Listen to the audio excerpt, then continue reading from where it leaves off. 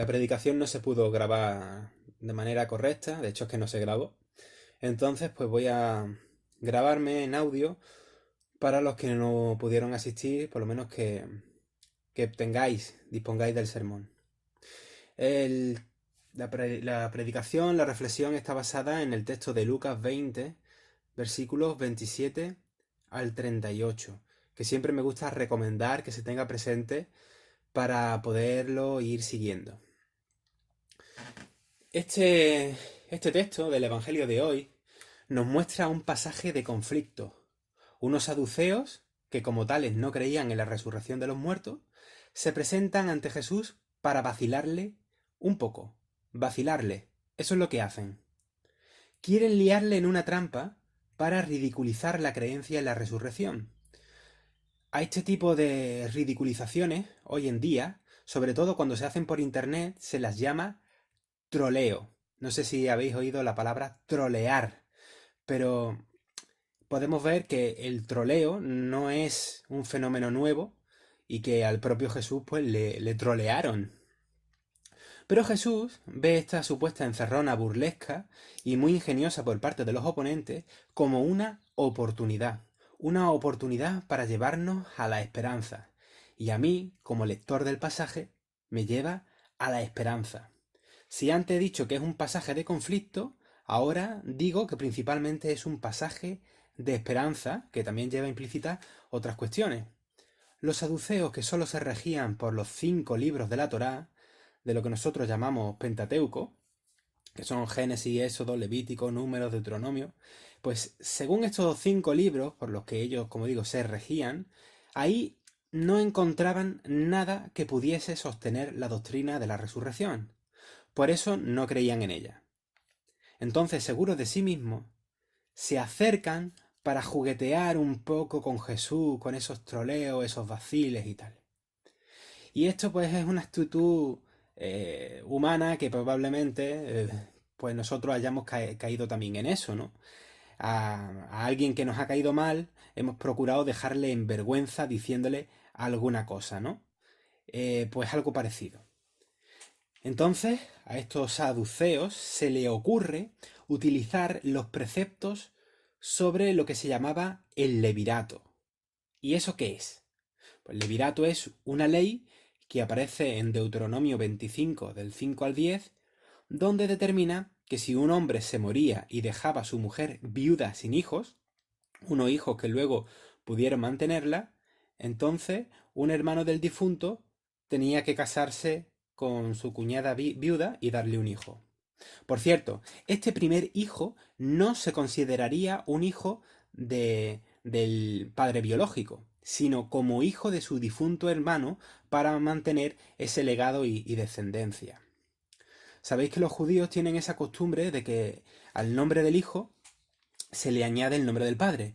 Fulanito ben Joseph, menganito ben Pacá. Pues en este caso, no, en este caso no tomaría el nombre del padre biológico, sino del anterior marido de su madre, es decir, su tío. Una buena parte o una parte buena, quiero decir, de esa ley es que no dejaba a la mujer viuda desprotegida. Lo que pasa es que en realidad el sistema en general está enfocado en el hombre, y eso se hacía por la descendencia del hombre, no se hacía tanto mirando por ella. La sociedad era así, ¿no? La mujer estaba relegada al varón. Primero eran los estudios, por ejemplo, de Roland de Vaux, muestran como, por ejemplo, la mujer primero estaba como eh, sujeta al padre y luego pasa a estar sujeta al marido, siempre sujeta a varones. Y sujeta lleva implícito también la cuestión de propiedad. Y ya sabéis que en el Decálogo, en los 10 mandamientos, las mujeres aparecen dentro de las propiedades del varón como la casa o el buey, como aparece en Deuteronomio 5:21. Esto también es una cuestión sociocultural, que podemos tener mejor o peor opinión sobre estas cosas, pero en aquella sociedad era así. Y no nos corresponde tampoco juzgar anacrónicamente desde el presente cómo eran estas cosas en una sociedad tan remota, que Dios sabría bien cómo revelarse en medio de aquellas sociedades tan arcaicas, ¿no? Tan antiguas y con esas mentalidades.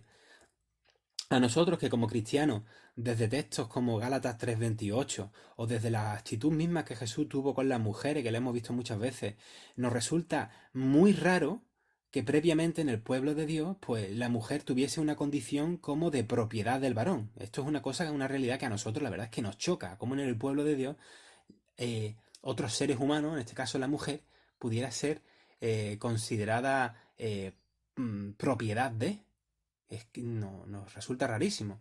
O también si nos ponemos a investigar por la realidad de la esclavitud y otras cuantas cosas, ¿no? Puede pasar desapercibido, pero Jesús, precisamente en su respuesta a estos saduceos, destaca una independencia y dignidad en sí misma tanto de hombres como de mujeres. Y ahora iremos viendo, pero antes vamos a volver al acto en sí del troleo. Se presentan los saduceos y quizá con jocosidad, es decir, lo mismo ya estaba ahí la burla cuando le llaman a Jesús, maestro, maestro, como podéis ver en el versículo 28, y después, ahora ya, ¿no? Le sueltan, es lo que les vienen a decir, a ver cómo lo pillan. Vamos a verlo. Dice el versículo 28, Maestro, Moisés nos dejó escrito que si un hombre casado muere sin haber tenido hijos con su mujer, el hermano del difunto deberá tomar por esposa a la viuda para darle hijos al hermano que murió. Pues bien, había una vez 7 hermanos, el primero de los cuales se casó, pero murió sin dejar hijos. El segundo y el tercero se casaron con ella y lo mismo hicieron los demás, pero los 7 murieron sin dejar hijos. Finalmente murió también la mujer. Pues bien, en la resurrección, ¿de cuál de ellos será esposa? Esposa, propiedad, tenemos que entender nosotros. ¿De cuál de ellos será esposa esta mujer? Si los 7 estuvieron casados con ella. Esta pregunta es en plan, bueno Jesús, te hemos pillado. Eso de la resurrección es una chorrada porque no tiene consistencia a la hora de perpetuar por la eternidad nuestro sistema del matrimonio y eso, ¿no? Quizá a estos hombres, desde su entendimiento de cómo estaban dispuestas las relaciones humanas y cómo funcionaba la sociedad, aquel argumento, que a nosotros 21 siglos después nos parece un argumento tonto, les podía venir muy bien para negar la esperanza de la resurrección. A nosotros ese argumento no nos sirve, pero a ellos le podía venir muy bien. Y yo planteo, ¿no será que nosotros también, desde nuestro propio entendimiento de cómo son las cosas en este periodo de la historia que nos ha tocado vivir, que nuestra esperanza de fe nos puede resultar a veces incongruente cuando proyectamos nuestra cosmovisión sobre ella? Todos nosotros, y además no es nada malo hacerlo, sino que precisamente es necesario, pues tomamos como criterio interpretativo, como criterio hermenéutico que se dice, pues el mundo que nos rodea y todo lo que conocemos, y todo esto nos sirve para entender la fe, y es bueno y es útil para los diálogos de ciencia y fe, para aplicar las ciencias al estudio bíblico, para entender puentes con la cultura, la sociedad, con el arte, y todas esas cosas son súper necesarias. Pero ¿no será que en ciertas cosas nos toca olvidar un poco nuestros paradigmas, nuestra cosmovisión, nuestras lupas, nuestras gafas, nuestra forma de ver las cosas y tratar de verlas a la manera de Dios, abstrayéndonos un poco de lo nuestro? ¿No deberíamos de desapegar la nariz del mundo en el que estamos para tratar de ver las cosas como Dios quiere que la veamos? ¿No será que algunas veces nuestra manera de ver las cosas en nuestra realidad terrena nos impide comprender el plan de la nueva realidad de Dios? Cosa que en realidad tampoco es que podamos, porque nuestras mentes son finitas, ¿no? No son eternas ni infinitas ya de por sí. Y a lo mejor lo que hacemos es ensuciar esa nueva realidad de Dios, ese plan, lo ensuciamos o lo distorsionamos proyectándole otras cosas encima, cosas de nuestra forma de entender el mundo, y se lo pegamos ahí. Estos saduceos, pues lo que le pegaban, lo que proyectaban, era su manera de entender el matrimonio como si eso fuese un jaque mate a la creencia de la resurrección. ¿Pero qué jaque mate ni qué nada? Pregunto, ¿nuestra forma de ver las cosas, de entender el mundo, es nuestro referente para entender la esperanza cristiana? Si es así, ¿hasta qué punto tiene que serlo? ¿Podemos, con nuestro conocimiento de la realidad, encontrar un argumento válido para eclipsar, para tapar, para opacar lo trascendente de la realidad de Dios? ¿Y serviría? ¿Eso lo conseguiría? ¿Sería suficiente? ¿O es lícito? ¿Y con qué argumentos decimos no a la esperanza prometida? ¿Tenemos la mente tan puesta en las maneras, vamos a decir, terrenales, que nos cerramos a la esperanza y a la sorpresa de Dios? ¿No estaban estos saduceos tratando de tapar el sol con una mano? Cuando nos cerramos, cuando nos cerramos por banda a la fe y le ponemos candado, ¿no nos agarramos a cualquier cosa con tal de justificarnos? No sé qué podréis estar pensando. Además es muy interesante que Jesús responda a los saduceos que lo concerniente a la resurrección, al mundo nuevo, no es una simple extensión de lo que hay aquí. En la nueva realidad de Dios no se repiten los patrones de injusticia, ni los defectos de nuestros sistemas humanos. He aquí, yo hago todas las cosas nuevas, ¿no? Así dice el que está sentado en el trono, en el libro de Apocalipsis. Jesús le responde que en esta era, en este eón, la gente se casa y se dan en casamiento, lo cual es una alusión al sistema de acuerdos familiares donde las mujeres eran objeto de cambio y canjeo, por decirlo de alguna forma. Pero en la era que está por venir, en la resurrección, no existe eso de darse en casamiento. Allí no hay necesidad de hacer matrimonios por conveniencia como transacciones comerciales como contrato. Allí las mujeres no son una posesión más que te mantiene el estatus. Allí vais a ser como los ángeles, es decir, los hombres y las mujeres estáis en el mismo plano de valor y dignidad. No existe un escalón. Y esto nosotros los cristianos, que vivimos el ya pero todavía no del reino aquí y en el ahora, ¿no? En el mundo que nos ha tocado, aunque todavía este reino de Dios no ha llegado a su consumación final, pero en el aquí y el ahora, los cristianos buscamos eso, esa dignidad y esa justicia para todos. Luego hablaré un poco de eso también. Queda invalidado eso de que la mujer tiene la voluntad condicionada a lo que un sistema androcéntrico pide de ella sin importar lo que ella mismo quiera. Como era eso de pasar a manos de otro hombre, que lo leemos muy rápido como si tal cosa, pero esto no siempre sería agradable a pesar de la situación de vulnerabilidad de las viudas. Tener que acostarte con otro, no sé. Es verdad que ya incluso de por sí la forma de tener los matrimonios con el primer marido pactados, pues a lo mejor tampoco sería muy agradable, ¿no? Estamos hablando de otro contexto, de otro mundo, del que nos separan pues bastante siglos. Jesús responde que para hablar de la vida nueva de la resurrección no sirven las formas que conocemos en el presente, no sirven. No tenemos nosotros más que darnos cuenta que ese sistema del matrimonio que había en la época y que los saduceos pensaban que era un argumento de jaque mate a la doctrina de la resurrección, pues ya no tiene validez en nuestra sociedad, ni siquiera en el marco cristiano. Las formas humanas cambian. Ha cambiado en 2000 años esa manera de pensar y por tanto ya tenemos comprobado que argumentar desde nuestras formas de entender el mundo y la sociedad presente para utilizar eso como para entender lo que nos espera con Dios, pues como que no nos sirve, no vale. Al- Hoy en día ya te digo, el argumento de los saduceos nos parece ridículo. Por otra parte, Jesús, que sabe cuál era la verdadera intención del troleo, que no era otra cosa que burlarse de la creencia de la resurrección, dirá algo más. Y esto que va a decir lo hará desde la Torá en la que los saduceos se basaban. No va a contraargumentarle desde los salmos ni desde los profetas, sino desde la Torá. Y el argumento de Jesús es, si Dios es todavía el Dios de Abraham, de Isaac y de Jacob, como acostumbran a decir los judíos, y hasta aparece así en el pasaje de Moisés con la zarza, que esto era una teofanía, un encuentro con Dios. Y ahí aparece, dice, yo soy el Dios de Abraham, de Isaac y de Jacob.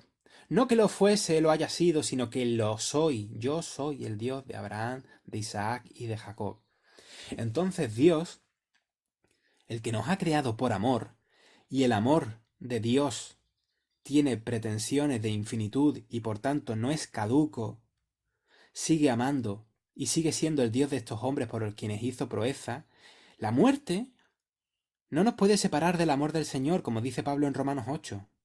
Acogidos en Dios todos viven, porque Dios no es un Dios de muertos, sino de vivos, que es lo que argumenta Jesús ahora.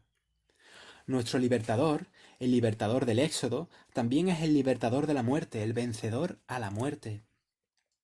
En otra ocasión Jesús dijo: yo soy la resurrección y la vida, el que cree en mí, aunque muera, vivirá, ¿no? Y todo el que vive y cree en mí no morirá jamás. Ahí está en Juan 11, 25 al 26. Y Pablo incluso se aventura a decir en Filipenses que el vivir es Cristo, pero que el morir es ganancia. Si morimos con él, como se dice en 2 de Timoteo 2:11, dice: si morimos con él, también viviremos en él. En Cristo todos volverán a vivir, como dice 1 Corintios 15:22. Y aquí Jesús responde en el pasaje que Dios no es un Dios de muertos, sino de vivos. Podemos seguir intentando ver las cosas de Dios me refiero, y la esperanza de la fe, desde nuestra forma de entender el mundo, de entender la cultura, de entender la filosofía, lo que nuestras películas de ciencia ficción pueden mostrarnos, lo que vemos en la cotidianidad de nuestra realidad en la calle, en el trabajo, las conversaciones en los bares, lo que sea, pero esas gafas no son las gafas para ver la realidad que nos espera y nos trasciende. Esas gafas serán útiles para hablar el Evangelio en nuestra época, pero no para mirar más allá de lo que tenemos ante nuestras narices. Jesús nos invita a ver las cosas con otra amplitud. Nos abstrae un poco del plano terrenal, por decirlo de alguna manera, para ver las cosas como las ve Dios, el Dios real que nos trasciende y que está más allá, pero también más acá de todo. Viendo las cosas así, vemos que el amor creador de Dios tiene otras expectativas, que el fin reconciliador de Dios con las personas nos lleva a darnos cuenta que los propósitos creacionales de Dios son, pues ya lo hemos visto en nuestra propia vida, son relacionales. Nos quiere como hijos cercanos y a los hijos se los quiere para siempre. Si yo pudiera hacer que mi hijo viviese siempre y con una calidad de vida excepcional, pues si yo pudiera, yo lo haría. Y eso es lo que Dios hace por amor. Ahora, una aclaración. Una vida eterna, entendida desde las mismas condiciones de la existencia que nuestro presente o que nuestra manera de entender el mundo, eso sería un tormento eterno. Eso sería como una carga, como un cansancio, tener que vivir para siempre en una forma de existencia que es parecida a la que nosotros entendemos. No, eso nos cansa, eso nos atormenta esa idea, eso no es lo que Dios promete. Dios promete, sí, una vida eterna, pero no es eso, no es eso. Esa idea no está sujeta a lo que nosotros podamos entender. Hablamos de otra cosa, del yo hago las cosas nuevas, ya no estaremos condicionados por la existencia. El primer artículo del credo que nos invita a confesar que Dios es creador apunta también al último artículo del credo, que Dios ha dispuesto una vida futura. Hay una relación entre ambos. Dios no nos crea para desecharnos. Dios no reniega de la creación. Dios crea para amarnos. Dios se revela al ser humano porque busca una relación amistosa.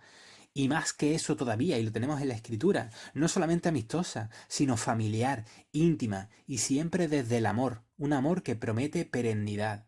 Dios no crea porque Él tenga necesidades de crear. Dios no tiene necesidades de ningún tipo, está completo en sí mismo. Incluso amorosamente está también satisfecho en sí mismo. Dios crea y hace venir las cosas a la existencia por puro amor, no porque se sienta forzado a hacerlo. Amor, amor. Sin ánimo de ser cansino, repito, Dios crea por amor y lleva esta creación a la plenitud, a lo que en la Escritura aparece como la nueva creación. No es un Dios de muertos, sino de vivos. Dios es el Dios de la vida. Por ejemplo, la Ruaj, que es una forma en la que el Espíritu de Dios se presenta en el Antiguo Testamento. Y aparece como espíritu vivificador que da la vida a las criaturas, a su creación, que está en ella, que está en la creación. A ver, no lo planteo de forma panteísta, pero sí de manera, podríamos decir, panenteísta, en el sentido de que Dios está en la vida. Dios siempre está del lado de la vida. Dios es vida. Precisamente, como Dios es el Dios de la vida, nuestra esperanza en la resurrección no es una esperanza escapista.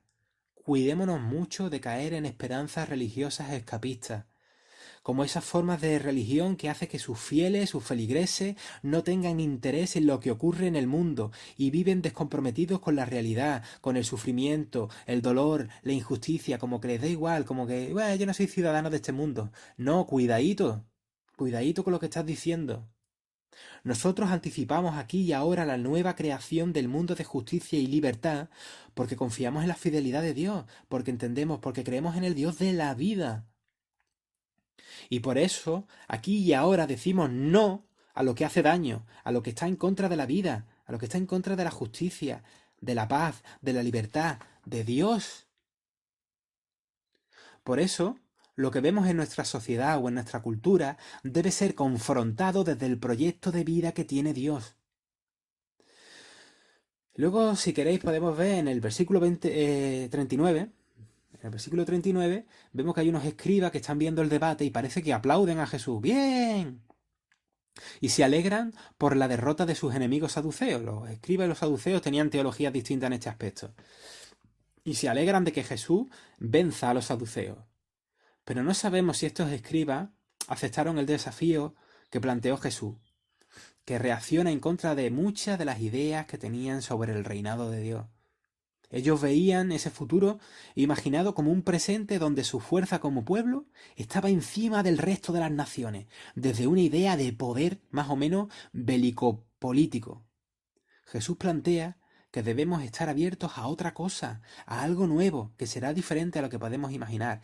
Y ya hemos visto que el reino de Dios se hace valer desde lo frágil, desde lo débil, desde lo aparentemente insignificante, y no desde el poder y la fuerza bruta. No desde ahí. En la época de Jesús existían diversas teorías y corrientes que apoyaban la idea de la resurrección o de una vida posterior, como también las hay hoy en día, pero tanto en aquel tiempo como ahora, la creencia en la resurrección, al estar planteada muchas veces, y yo caigo en eso, y de hecho he caído en eso en esta misma reflexión o predicación, al estar muchas veces planteada desde parámetros de nuestra existencia actual, corremos el riesgo de hacer una defensa de la resurrección llena de cosas que no tienen nada que ver. Para los saduceos era absurdo, pues como también hoy en día lo sigue haciendo, pero ellos lo veían que era absurdo desde su modelo de entender el matrimonio, desde el modelo de la ley del levirato. Y hoy en día pues resulta absurdo desde otros parámetros. A veces los que niegan estas cosas, hay que decirlo, se aprovechan de las defensas mal hechas y cutres que muchos cristianos hacen de su fe.